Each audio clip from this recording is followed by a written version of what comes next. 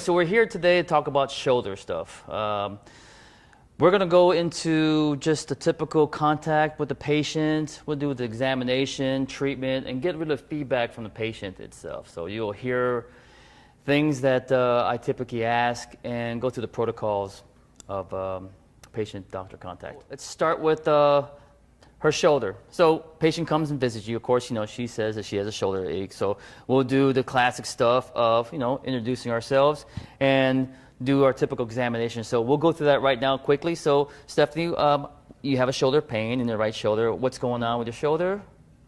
I have some sort of impingement. Okay, so pain reaching overhead, right? Mm-hmm. So typically you always think about impingement pain, right in the front of the shoulder, right?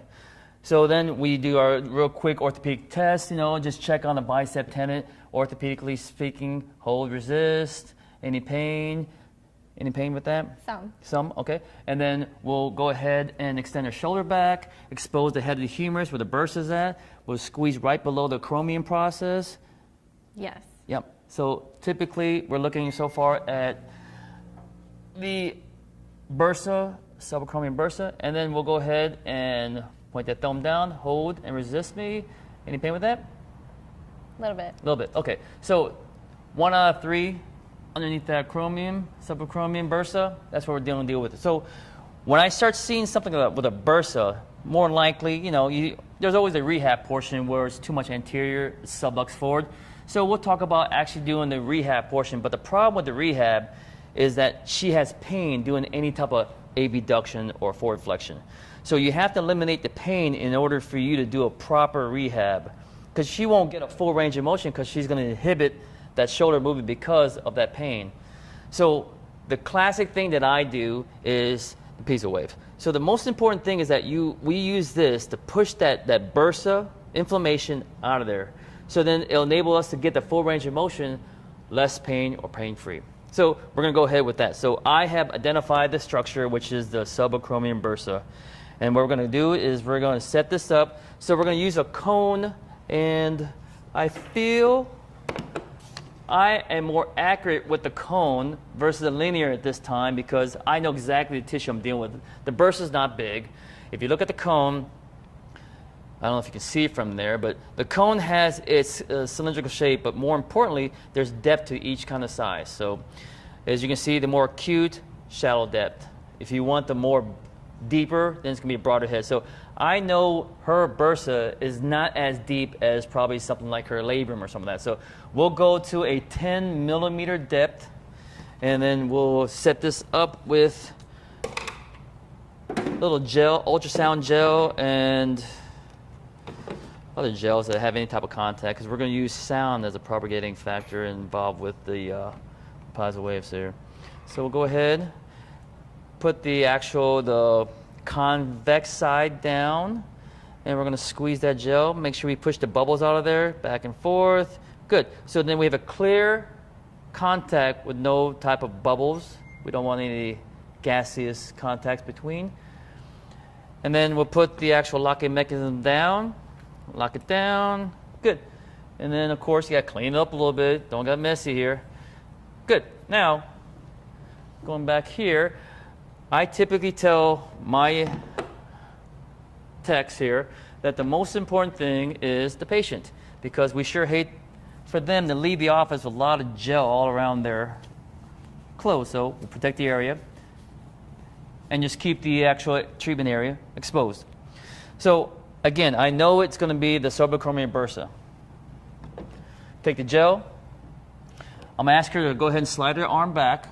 Keep it there. So now you can see the chromium process, AC joint, chromium process, and then the head of humerus. So you can definitely see, if you can really identify that she has that almost like that sulcus look, so she has a really anterior head of humerus. So that's why when she does overhead reaching, it sublux forward and it impinges with the head of humerus to the actual chromium. So classic stuff when you see people, and I bet you do CrossFit, don't you? I do. Yeah, so all you doctors out there with your CrossFit athletes, the best. Here we go. So put a little gel there.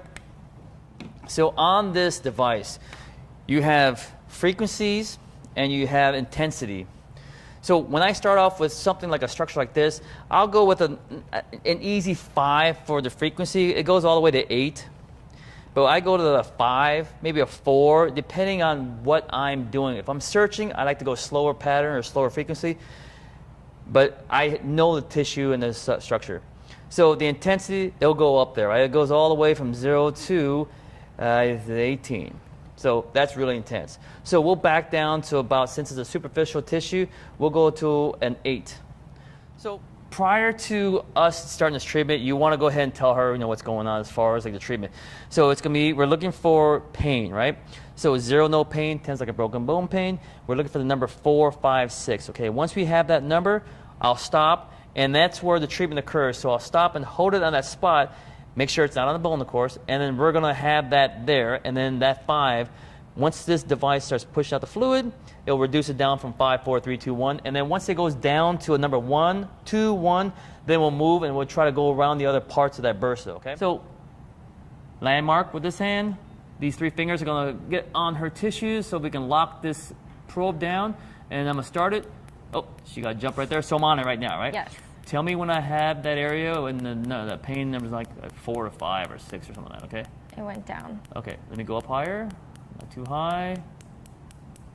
Go back down. Okay. That's a 6. Okay, so we're going to hold it on 6, okay? So now once I'm on it, I'll use the spare fingers that I was using for a landmark, and I'll go ahead and capture the other side of the probe. And now if she winces, I still have it right on that structure, so we'll just keep it here. It's a 3 now. It's a 3 now, so it's going down. Good. About a 1. Good, 1. All right. Now, when she gets to a 1, now we're going to move it. So we're going to go more distally, probably more inferior. Go down. And let's see if it goes back up to a 5 or 6. That's a 6. Okay, so we're at the inferior portion of the bursa. We're going to hold it here, okay?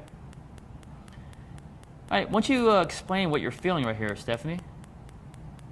What's it feel like? So it feels like an ache, like a dull ache. Sometimes I explain it as a toothache, but it can get pretty strong. Okay, what number are you at now? I'm at a 3. Good. Now, sometimes you'll come across maybe a 6 and 7 that are constantly hold. If you have a one that doesn't improve, what number are you at right now? 2. 2? Okay, we're almost there. So when you get to a number that doesn't want to decrease or maybe possibly increase, you want to see what structure you're on. You might be on a nerve or actually on a bone. So you have to kind of go back, palpate, and then make sure you're not on the osseous type of structure or an actual nerve. So she's complaining that she has a little bit of numbness down her arm. So another thing you have to watch out for is that the brachial plexus. So we have an extension, and these CrossFit people, because of their dynamic movement, especially with the rotation of the shoulder, sometimes what happens is that pec minor, if you remember that, part of the brachial plexus, the trap area, when you go in extension, you elongate things, and then that will actually irritate. It's almost like a thoracic outlet syndrome. So it's kind of like one of those things that we have 2 conditions going on with this treatment. So one of the things that we have to address now is that the chromium, the subacromial bursa, and now we have an issue with probably the pec minor or possibly a scalene. So we're going to give her the rest, make sure the tingling and numbness goes away. Good. It's fine. Good. And we're going to go back into that position. And then we're going to go find that spot, landmark with this hand again. I'm on it. Fingers are holding tissue. And then, got her to jump again. You're on it? Okay. Now I'm on it. That's a 5. Okay, so now with the spare finger, since I got landmarks, I'm going to grab the other side of the probe. And now I'm anchoring it down. So if she moves, go ahead and move a little bit. I'm still going to be in the same spot no matter what she does. Because the tendency a patient will do, just like how she did, they will jump. So just hang on there. Now, the object is that this device will push the fluid out. That's what we're trying to do, get the excess fluid, the interstitial fluid out of the area. So then, what number are you at right now? 2. Good, good. And then let's go more lateral. Let's go to the edge of the bursa. And the idea is you try to go capture as much as you can of the bursa as possible. And we'll stop there, okay? So we went just 700 pulses. Typical protocol is between 25 to 4,000. We'll come across a tissue that's, let's say, it's very aggressive in the sense that it's more of acute or subacute than more chronic. We'll speed it up, and the frequency. The intensity, we'll keep it at that number. The VAS score is going to tell you the kind of intensity you want to go to. So if she gets a 2, 3, and you know you're in the bursa, increase your intensity. Bursa, MCL, muscle, something else. If you know you're on the tissue and it doesn't represent that number 5 in the VAS, increase your intensity. Okay, so going back to this. So now, let's say right now we treated the subacromial bursa, right? And then we're going to do is clean it up a little bit, put her back over there. Whoops. Clean my hand up, clean her up. And then we ask her to repeat that motion that irritated her before we did the actual treatment. Go ahead and reach up. Feels a little better, right? Feels good. Feels better? Mm-hmm. Okay, let's say before you actually did the actual treatment, what number were you at as far as the pain? Probably around a 5 or 6. Okay, and where are you at now? Like a 2. Okay, so improved, right? Mm-hmm. So that was with only 700 pulses. You know, if we went all the way up to like 4,000 pulses, she would fare better. Then what we typically do at this point, then we actually go into the rehab portion. So the most important thing is that this device helps push out the fluid. It helps you increase your increases your chance of doing a successful rehab, because you don't want them to go through rehab with pain, because all they'll do is they'll use compensating muscles and they won't really do the GH joint. They'll shut this joint down, they'll use something else. They'll use a thoracic, they'll probably use a scapula, across the ribs and all that stuff. So we don't want to use that. So another thing that we typically do with our patients that we have this kind of issue is that we may incorporate other modalities, like a class 4 laser. Class 4 laser helps excite the nitric oxide, vasodilate the small vessels, helps you open up the vessels. So you just want to think that the basic principle is that open up channels, push the fluid out, get range of motion with no pain, and then do the rehab portion. Let's look at something that may be kind of interesting here. We're going to go after, how about the posterior capsule? You know that typical patient that has that ache when they do the rotation and they feel it in the back side of their shoulder? We're going to go after that. With this posterior capsule, you have to kind of like manipulate a lot of things and go through a lot of structure to get to that point. So I would use a linear head. So with that, I would turn off the device and then give the old pull. Come over here, same setup as far as the gel. So with this, because it's a deeper tissue, I will get the deepest probe head, which is a 20 millimeter, and we're gonna get down there. So again, take the probe, have that contact filled with gel, so we'll cover the whole entire area, and then we'll take the gel head. So there's a lock-in mechanism, unlock it. It's basically just unlock it, flip over, and then we'll put that probe head in there. And then again, you're gonna squeeze it in there and squeeze the bubbles out of there. So this might be one of those things that you kind of seesaw, teeter-totter. And then when you see it all go away, inside there, you don't see any more bubbles, then you can go ahead and slide it up and lock it down, and then you are ready to go. Okay? Turn the device back on. Now I know that in the posterior capsule, because of all the structure prior to getting to the capsule, we have to go a little more intense and deeper. Side note, interesting enough that if you have a compromised tissue, if you have a strain, sprain, maybe something odd, this is a good diagnostic tool too. So if you suspect something, maybe a grade 1-2 strain on a muscle, this device will flare it up. So when you scan over it, you'll flare it up. The cool thing about this is that if you're searching and then you have no indication from the patient that they have pain, that's a good sign. So you have no compromised tissue. But once you hit something that you thought that was like a clear area and all of a sudden they jump off the table, well, you might have a secondary or tertiary type of injury that's going on. Not only maybe she had like a subacromial bursa issue, maybe she had a deltoid, or maybe the long-headed bicep, or maybe even if we go into the rotator cuff muscles. So it's a great tool to figure out, hey, I assumed that it's going to be subacromial bursa, but looks like I got something else down here, down the deltoid, or the long-headed bicep. Let me clear that too with this. Okay, let's go to the posterior capsule. So I'm going to go back to 5, but I'm going to go increase the intensity to about 11. Let's go, 11 is a good number here for now. So again, she's going to go ahead and reach to the opposite, or the contralateral side, they would say. Good, right there. So, all right, so my landmark here. So we have the spine and the scapula, right? And then you got the posterior deltoid, posterior deltoid. So you're going to have to kind of like go underneath the posterior deltoid, kind of raise it up there, and you're going to have to get into that area, but you don't want to hit the actual spine and the scapula. That's your only kind of osteotomy. You got the spine and scapula that hooks around to the acromion. You'll be fine. You know, you're not going to hit that area as long as your thumb is over there, because you're going to lift the posterior deltoid up, and you're going to get underneath there. She'll know once we get to that area, because it's going to flare her up too. So again, I'm at 20 millimeter depth, the deepest you can get with these probe heads. And then we're going to go a little higher intensity, 11, and then 5 is the frequency. So I get my landmark, and I'm taking the posterior deltoid, and I'm trying to lift it up. I'm just seeing what's back here. So she'll say it's a good idea, you know, that you can have her point out her pain, but sometimes you can actually palpate it, and then she'll say that's it, right? So let's say it's tender there. Yeah, it's right there. Okay.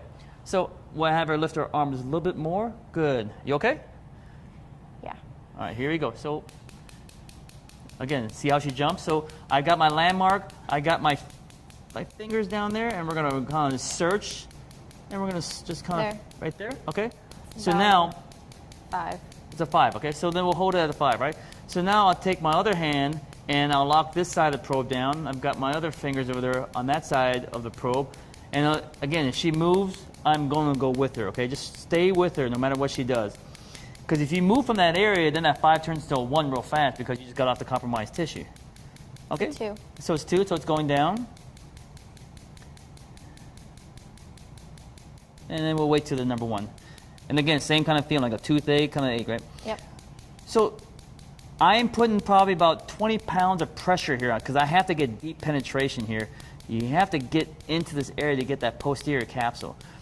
Here's something interesting that we typically do when it comes to these chronic issues. Got worse. Got worse? Yeah, I'm going posterior. Sorry about that. I'm going back. Okay, we'll hold here. What number are you at? It's about a 3 now. Okay, we'll hold it here for a little bit. So once you clear that area, we're going to have a little dynamic movement with this stuff. So tell me when it gets down to a 2 or a 1. It's a 2 now. Okay, I'm going to go a little bit more posterior, superior. You're okay there? And we're going back. And we're going to go back here, anterior. Now, here's a cool thing. So once you kind of figured out that you're on the area, but you're not really exactly sure, you can take, so I've got my other hand and my 2 fingers on the tissue and on the pressure on the probe. Now I can go ahead and grab her elbow and manipulate the shoulder, and I want to expose it more. So I'm going to just kind of like go lateral abduct or horizontal abducting it and try to get underneath that posterior deltoid. So it looks like if you can watch her shoulder, remember that she has anterior impingement, because look, her shoulder's anterior displaced, so we have to push her shoulder back. And we're going to go try to cross over, but keep that shoulder into its GH joint, okay? That's a 5. Okay, we're back in there. We're in the 5 now. So we're going to hold it here. And we're basically just waiting for her to go down. So let's say the 5 turns to the 6, 7, 8. Then it's basically you're on either probably like a nerve back here, or you're actually hitting the spine and the scapula. So make sure you have your landmarks all down there. How are you feeling right now? It's a 2. It's 2? Okay, and let's say we clear that up, okay? So again, treatment protocol we have between 2,500 to 4,000 pulses per area, okay? All the steps are pretty much the same as far as like, you know, getting the examination, history, palpating it, let's do some orthopedics, and then you actually just finding out, you know, what structure that's compromised, and then go into it, set your scales, set your numbers as far as the frequency and intensity, and then go after that tissue. Sometimes you'll come across a patient that has a diffused shoulder pain that you don't know what it is. Everything is setting off or nothing's setting it off, and they said, well, I know it hurts, but it's not hurting today. Well, you can do a search. You can just basically kind of figure out, where is it superficial, deep? You can palpate, no pain, no pain, no pain. Well, you can use a probe. I would use the deepest probe you have and start with that and just do a search. just put it on intensity, probably the same as what we have right now, a 5 with the frequency and 11 with intensity, and do a search. Go for the anterior deltoid, just scan through it, middle, posterior deltoid, or you can actually go to the, expose the posterior, pull your arm back, an extension, expose your subacromial bursa, and see if that's it, or go after the bicep. You can search for it. It's a good diagnostic tool if you want to look at it that way. And then she'll say, oh, I feel it right there. Again, make sure you're not on the bone or nerve. If you're not on that, pretty much that's the compromised tissue. And then when you're on that treatment site, you want to make sure that the numbers do go down as far as the VAS. So you want to say, 5, it goes to 4, 3. Again, if it goes up, you're on a nerve or a bone. We take these modalities into its cash practice scenario. So it's very difficult. A lot of modalities, as everybody knows, it's not one treatment and you're going to solve the problem, right? So we look at it as a scenario that it's multiple treatment protocol. Our classic go-to frequency is 2 times a week for 6 weeks. That's a basic one, and then we reassess at that time. So from that point on, that gives us a chance to get the pain reduced, get the rehab portion, and really have a good outcome out of that. The interesting thing about it is that when you start working with patients, it will travel on you. So let's say we work on a subacromial bursa. Well, 2 times a week for 6 weeks. It gets better, rehab's getting better. Then she'll say things like, hey, now the posterior stuff's hurting, which is that capsule. That typically goes hand in hand. Then we'll go after that. So sometimes you'll have that 2 times a week for 6 weeks turn out to be the additional 6 weeks or 4 weeks after that. So it can keep going. So we talk about, this treatment protocol in addition or conjunction with the other modalities. But in our office, we like to do upfront payment.